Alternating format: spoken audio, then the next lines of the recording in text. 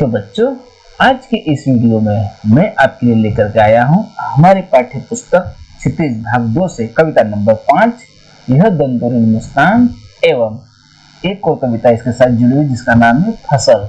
और इन दोनों कविता के रचनाकार है नागार्जुन। आइए सबसे पहले हम नागार्जुन के जीवन के बारे में संक्षिप्त जानकारी प्राप्त कर लेते हैं।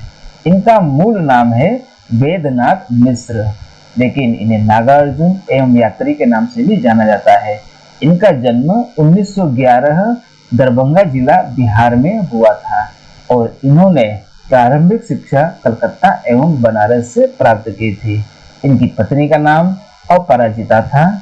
यह एक महान कवि, लेखक एवं पत्रकार के रूप में भी कार्यरत रह चुके हैं।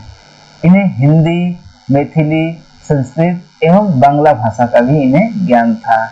इनकी कुछ काव्य संग्रह है जो कि इस प्रकार है: युगधारा, सतरंगे पंखों वाली, रत्नगर्भ, आखिर ऐसा क्या कह दिया मैंने इत्यादि। एवं कहानी संग्रह की बात की जाए तो आसमान में चंदा तारे, और उपन्यास जो सबसे अधिक फेमस रहा है वो है रतिनाथ की चाची, बलचन्मा, वरुण के बेटे एवं बाबा बटेश्वर नाथ इत्यादि। इन्हें अनेक प्रकार के पुरस्कारों से भी सम्मानित किया गया था, जैसे कि साहित्य अकादमी पुरस्कार, भारत भारती पुरस्कार, राजेंद्र प्रसाद पुरस्कार एवं शिखर सम्मान से भी इन्हें सम्मानित किया गया था। और इनकी मृत्यु 1998 में हुई थी। तो कवि नागार्जुन कहते हैं कि तुम्हारी यह दंतुरित मुस्कान मृतक में भी डाल देगी जान।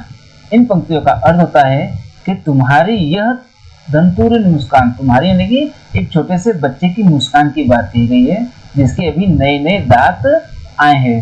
दंतुरित अर्थात नन्हे नन्हे निकलते दांत, उसे हम कहते हैं दंतुरित दांत। तो तुम्हारी यह दंतुरित मुस्कान मृतक में भी डाल देगी जान। तो इन पंक्तियों के माध्यम से कवि कहते हैं कि बच्चे की जो मुस्कान है, जिसके अभी नभी नए दांत आए हैं, ऐसे बच्चे की मुस्कान किसी मरे हुए मृतक अर्थात किसी मरे व्यक्ति में भी जान डाल देगी। अर्थात मरा हुआ व्यक्ति अर्थात वो मायूस है, उदास है, निराश है, लेकिन ऐसे बच्चों को देख करके उसका मन भी प्रसन्न हो जाता है, वह मृतक में प्राण आ जाए इस प्रकार का प्रतीत होता है। और आगे कवि कहते हैं कि धूली धूसर तुम्हारे ये गात, छोड़कर तालाब मेरी झोपड़ी में खिल रहे जलजात। अब जलजात का अर्थ होता है कमल का फूल। तो यहाँ पर कवि कहते हैं कि धूली धूसर, इसका अर्थ होता है खेलने के बाद धूल से लथपथ ये जो तुम्हारा शरीर है, गात है, धूल से लथपथ तुम्हारा ये जो शरीर है, इस शरीर को देख करके ऐसा लग रहा है, कैसा लग रहा है कि जैसे तालाब में खिला हुआ जलजात अर्थात कोई कमल वह तालाब को छोड़ करके मेरी झोपड़ी में खिल गया हो, अर्थात कि मेरे घर में इस नन्हे बच्चे ने जन्म लिया है। अब आगे कवि कहते हैं कि परस पाकर तुम्हारा ही प्राण, पिघल कर जल बन गया हो कठिन पाषाण। अब यहाँ पर कवि इन पंक्तियों के माध्यम से ये कहते हैं कि परस पाकर अर्थात तुम्हारा स्पर्श मात्र से ही, पाषाण का अर्थ होता है पत्थर, तो स्पर्श मात्र से ही पत्थर भी मानो पिघल कर अर्थात जल बन गया, पानी बन गया हो, कि तुमने जैसे छुआ वैसे ही पत्थर दिल हृदय भी पिघल गया। पाषाण का अर्थ होता है पत्थर, तो पत्थर भी पिघल करके जल बन गया हो, ऐसा कवि कहता है।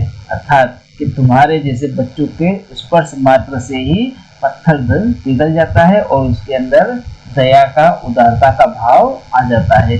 जो मन निराश था, वह मृतक था, उसके अंदर एक नवजीवन आ जाता है, वह प्रफुल्लित हो जाता है। कब? जब इस छोटे से बच्चे की मुस्कान को वह देखता है तब। छू गया तुमसे कि झरने लग गए शेफालिका के फूल। ये देख सकते हो बच्चों, यहाँ है शेफालिका के फूल। बांस था कि बबूल, अब यहाँ पर बांस था कि बबूल, इन पंक्तियों के माध्यम से कवि क्या कहता है कि तुम्हारे कोमलता का स्पर्श, तुम्हारे कोमलता का स्पर्श अर्थात छूने मात्र से ही मेरा जो हृदय है वह शेफालिका के फूलों की भांति झरने लगा है। अब पहले मेरा हृदय कैसा था कि पहले मेरा हृदय बांस और बबूल की तरह बिल्कुल कठोर था, लेकिन अब यह बताया गया है कि उसमें प्रेम की फूलों की वर्षा होने लगी। जहाँ कांटे थे, जहाँ बांस डंडे से ठोस होता है और बबूल का जो पेड़ उसमें कांटे होते हैं, अब उनकी जगह पर शेफालिका के फूल क्या करने लगे हैं, झरने लगे हैं। आगे कवि कहता है, तुम मुझे पाए नहीं पहचान, देखते ही रहोगे अनिमेष, थक गए हो आंसू आंख लू में फेर।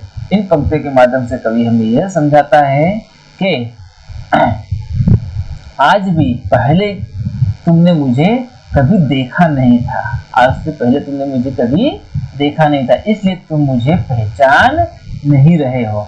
शायद ऐसा हो सकता है कि तुम थक गए हो और तुम्हारी थकावट को दूर करने के लिए मैं अपनी आंखें फेर लेता हूँ। जो छोटा सा बच्चा है, उस छोटे से बच्चे ने बहुत दिनों के बाद तो हम नहीं कर सकते, लेकिन शायद पहली बार देखा हो और पहली बार देखने के कारण वो अपनी पिता को पहचान नहीं पा रहा हो, और शायद एक ही जगह तुम थोड़े थक गए हो, इसलिए लेखक कहता है कि मैं अपनी आंखें फेर लेता हूँ।